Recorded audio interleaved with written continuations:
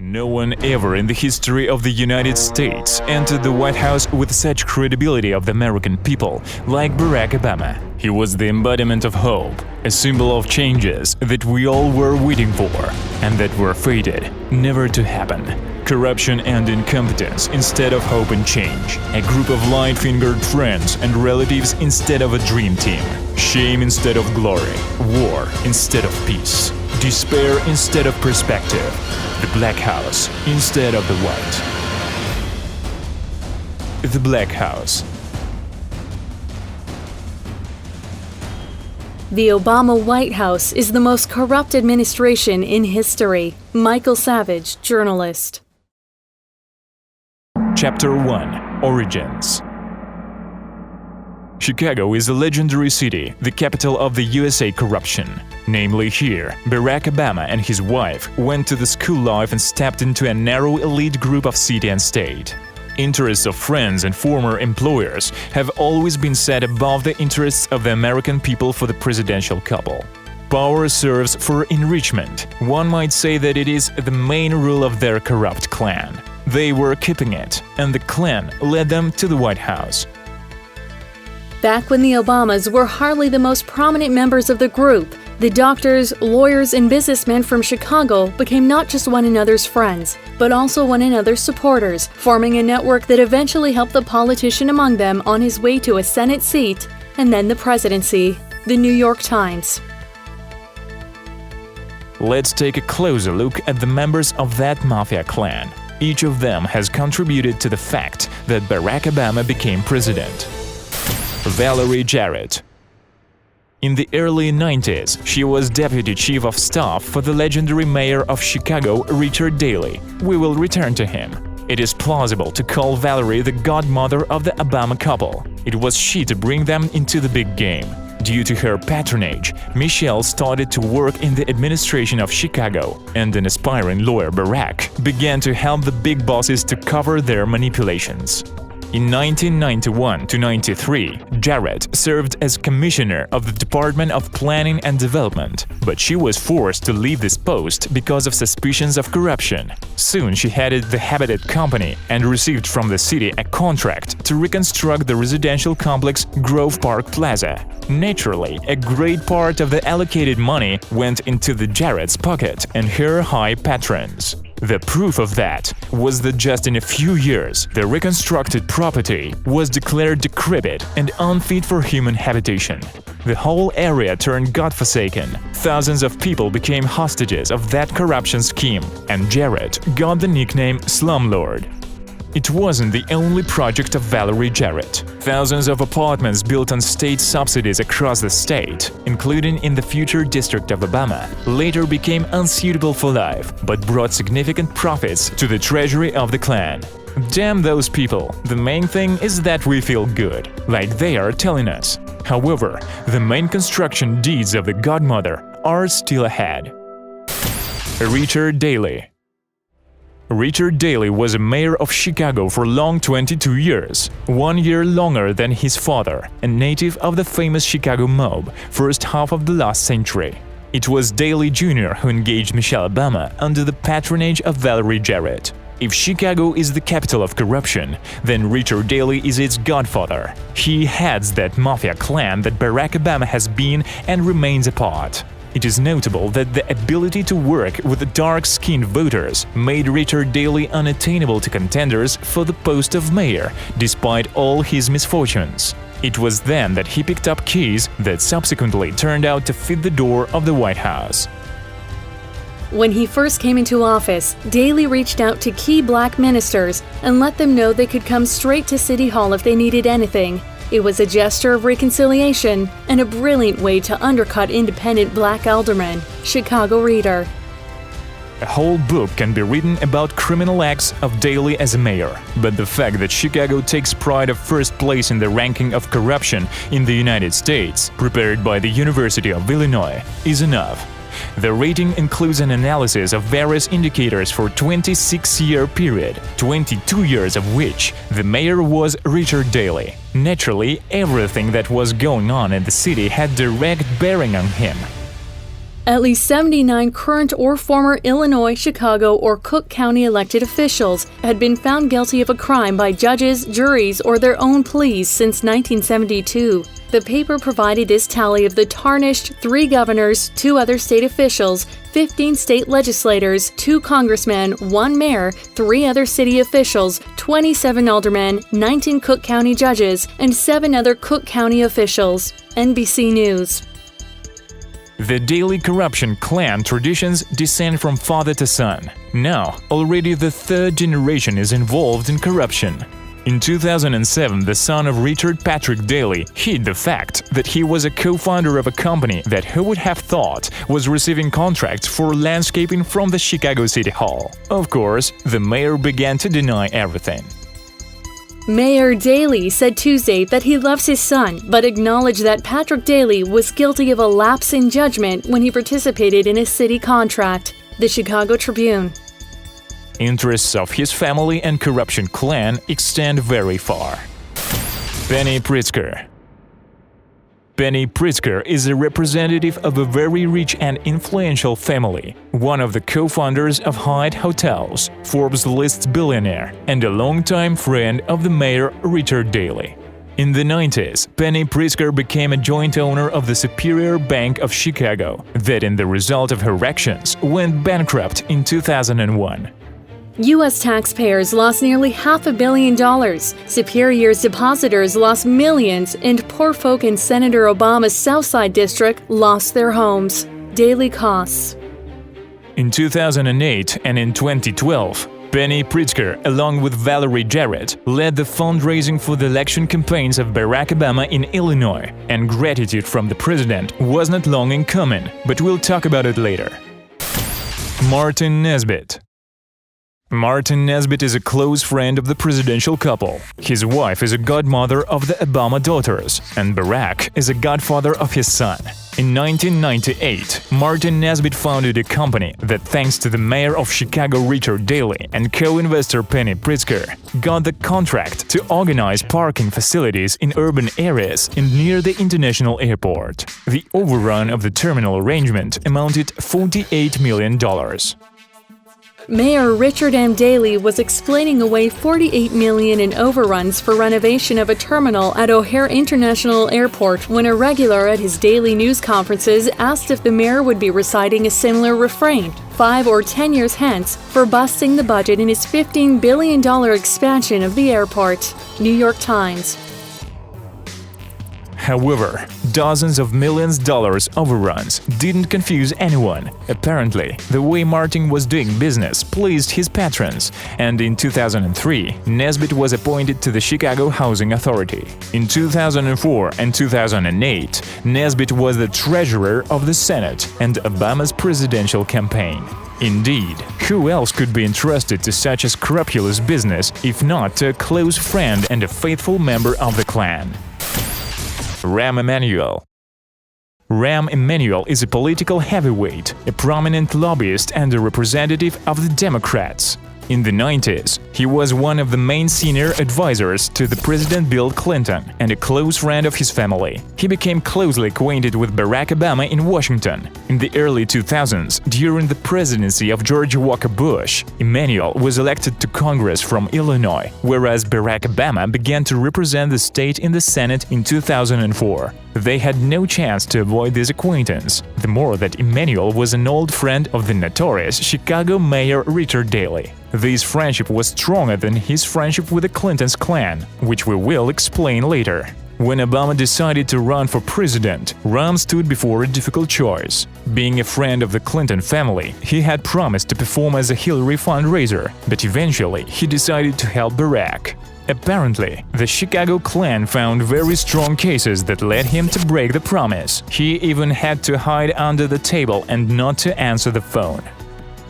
At the beginning of the primary season, the blunt and outspoken congressman joked that he would have to hide under his desk until the Clinton or Obama prevailed. Now the long crouch is over. Washington Post. An experienced politician, he made the right choice that brought him back to the White House as a chief of staff and later into the chair of the mayor of Chicago. Rahm Emanuel succeeded Richard Daley at this heavy position. Apparently, this argument was decisive in this difficult choice. We shall return to the activities of Ram in Chicago. David Axelrod. David Axelrod, political strategist, one of the key architects of the Barack Obama ascent to the heights of power. He began working for the mayor of Chicago, Richard Daley, in the 80s. His consulting firm AKPD Message and Media was protecting corrupt officials of the Chicago City Hall, who were arrested by the FBI for a large-scale fraud in hiring and promotion. Subsequently, David, as a political consultant, concentrated on work with the black candidates, and gradually he became a guru in this matter. It was Axelrod who unveiled the complete electoral potential of this social group. One of his specialties is packaging black candidates for white voters. The Economist. They met with Barack Obama at the beginning of the future president's career in 1992. They were work fellows. Axelrod saw a future leader in Obama. They kept in touch for many years. In 2002, David helped Obama to prepare the anti-war rally speech that turned one of the most decisive speeches in his career. In 2004, he helped Obama to get elected to the Senate, in 2008 to become president, and in 2012 to be re-elected to this post. Famous The Audacity of Hope is in many ways the Axelrod's authorship. Gratitude of Obama was not long in coming, and he also took a cozy place in the White House. Chapter 2. The Black House. In 2008, the mafia clan from the capital of corruption, Chicago, that had been formed for many years, basing on corruption interests and mutual support, brought to power in the United States its representative, skillfully playing on the hopes of ordinary Americans. It was a step on a new level for the representatives of the group, with whom we were able to take a closer look at the previous chapter. In the presidential campaign, the Obamas had a no new friends rule, surrounding themselves with a coterie of familiar faces. New York Times. So, who from this narrow circle became who, and what are they engaged in at this new phase? Valerie Jarrett. As we remember, the Obama's godmother, that had given them a start in life, became a senior advisor to US President. Going to the civil service did not stop her from receiving income illegally.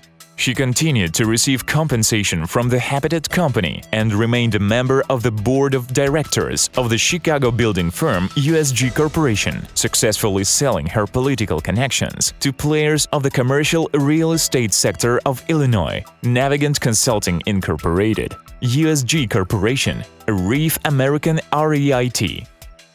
Valerie Jarrett received $146,600 for service on the board of USG Corporation, a building materials manufacturer, and $58,000 to serve on the board of Reef American REIT2, a real estate investment trust based in San Francisco. The Chicago Stock Exchange paid her $34,444 to serve on its board. The Wall Street Journal. But it's just drips and drabs compared to really tasty pieces. As vice chair of Chicago's 2016 Summer Olympics bid committee, Jarrett oversaw the construction of the stadium and the Olympic Village. As a result, the city has received $500 million budget deficit paid from the taxpayers' funds and lost in the first round of applications. Obama knew that the games would not come to the United States and to Chicago in particular, but it was not necessary, because actually it was a bribe, a way to thank friends and allies. What really counts with the Chicago political establishment is whether you can deliver the goods, and Obama has notably failed. That is, the tens of thousands of patronage jobs in potential real estate killings that would have fallen into Richard M. Daley's hands. It didn't matter to City Hall that there wasn't enough money in the public coffers to pay for staging the games. What mattered was all that boodle for friends and political allies. Harper's Magazine. Another tasty morsel is the infamous healthcare reform known as Obamacare. Jarrett was one of the authors of this reform. The contract on the side of the reform, healthcare.gov, was given out of the competition to Tony Tones Whitley from CGI Federal, who studied in the same year at the University of Princeton with Michelle Obama. It was impossible to do without protection at the highest level. The site cost $678 million. One more time, $678 million. And it crashed in the first days of work in October 2013. Richard Daley, infamous mayor of Chicago and the head of a mafia clan, stepping down from the post of the mayor, continued to work as an influential lobbyist, entering the 100 most influential lawyers of America, and became a member of the board of directors of the Coca-Cola Company and managing agent of Ter Partners LLC that his son Patrick is managing. The same Patrick, who was ashamed to announce that his company received contracts from the City Hall of Chicago under the supervision of his father. Richard Daley left the city and administration of the White House under control. He ceded his place to Rahm Emanuel, the same one that preferred Obama choosing between him and Clinton, and then took the position of the White House Chief of Staff. Once Rahm was elected mayor of Chicago, no one else but the brother of Richard Daley, William Daley, who worked with Obama back in the 90s, became the head of the administration. As we can see, Richard Daley has got some tricks up his sleeve. Penny Pritzker.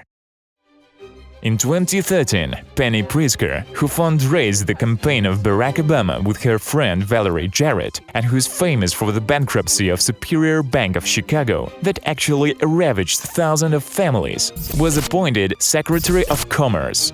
Structures of the Pritzker family were among the beneficiaries of the failed Olympic project. How cool is that trade in the United States is in the hands of such an experienced professional, famous among other things for fighting against trade unions and for high standards of business conduct. Her family started the Hyatt hotel chain, which has come under scrutiny for her clashes with labor unions.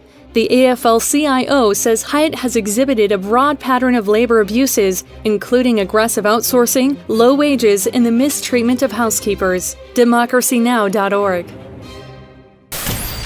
Martin Nesbitt.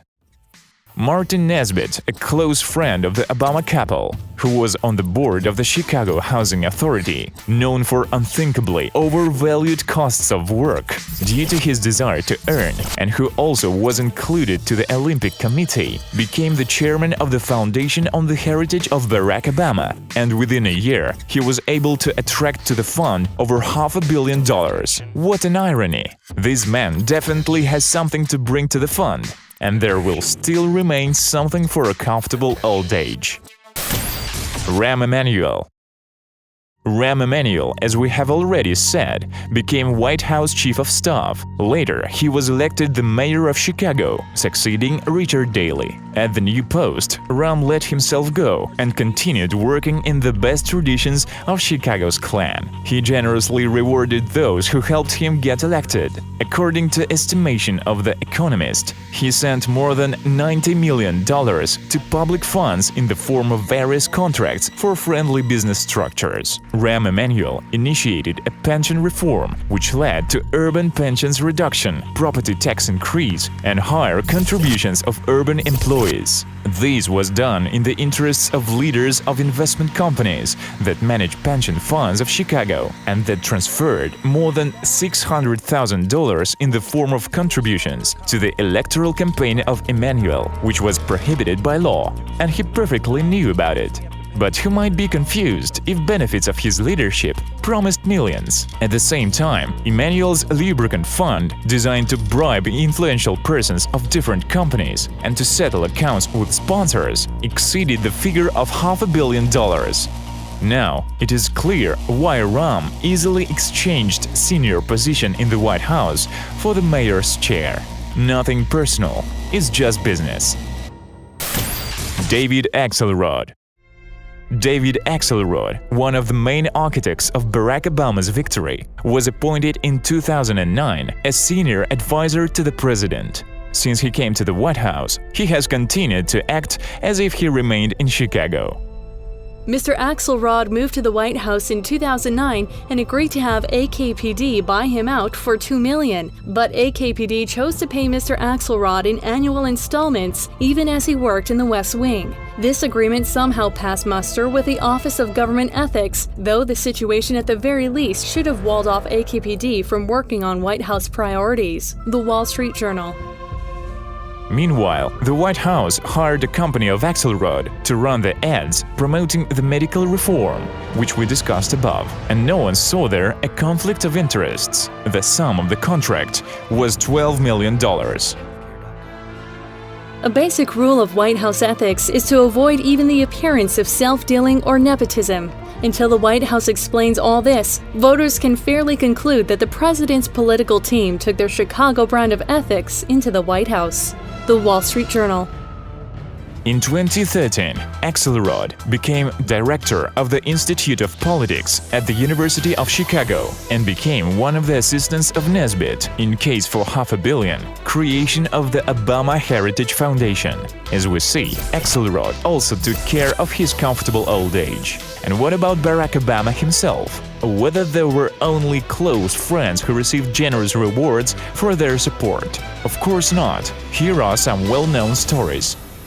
Appointees of the Obama administrations, according to the WikiLeaks data, corruptly misappropriated funds intended to encourage the hiring of disabled people in the framework of the employment program Ability One. As a result, billions of dollars meant for disabled people went instead to defense contractors and other major corporations like Lockheed Martin and Boeing. Daily Telegraph. According to the investigation of the Washington Post, Obama's $80 billion clean technology program turned out to be a political acknowledgement for a re-election campaign. Meant to create jobs and cut reliance on foreign oil, Obama's green technology program was infused with politics at every level.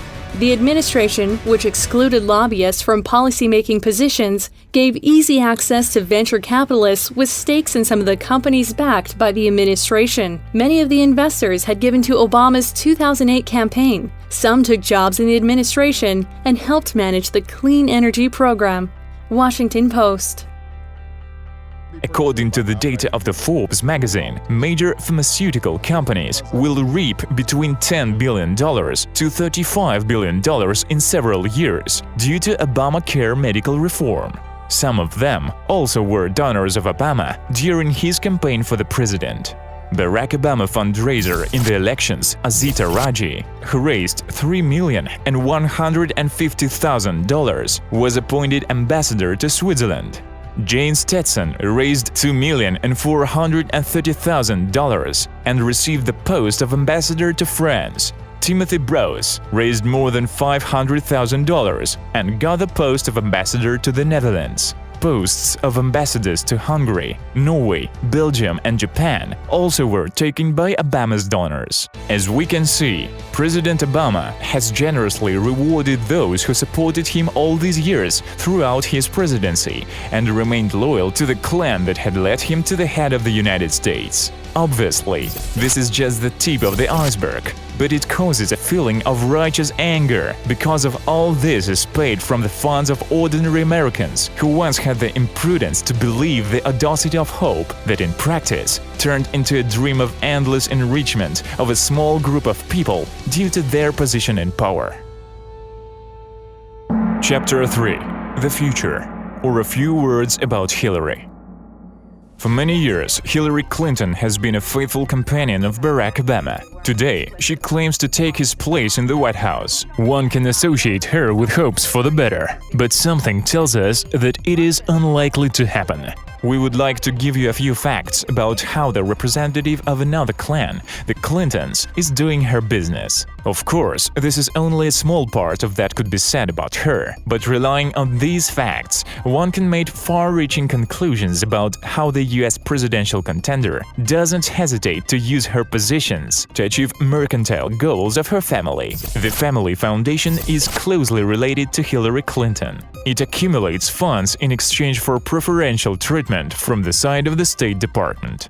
After Clinton helped the UBS Bank of Switzerland to conduct a transaction with the IRS, its donations to the foundation increased unexpectedly from $60,000 to $600,000 per year. U.S. State Department lifted the ban to enter the United States for Estefania Isaias, accused in Ecuador of the destruction of the Ecuadorian bank assets after Estefania transferred thousands of donations to the fund. In another case, the head of the Canadian mining company donated to the Clinton Foundation shares of his company for $2 million. After that, it became known of the pressure the US ambassador in Bangladesh was bringing on the local government in order to force it to sign a contract with this Canadian company. According to various estimates, Bill Clinton received more than $100 million for his lectures from companies favored by the State Department. If you do not know what to do, give lectures, though you will scarcely get paid that much.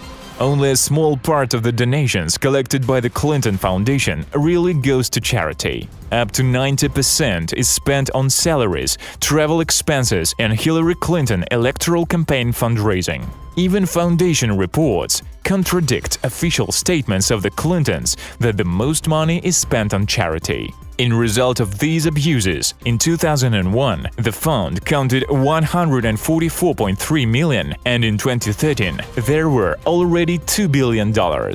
A striking confirmation of these words is that since 2001, Hillary and Bill Clinton have earned more than $153 million for their performances. Hillary was taking money from corporations, to which she was rendering lobbying services. When during debates she was accused of this, she was at a loss, and the audience behavior speaks for itself. But did you have to be paid $675,000?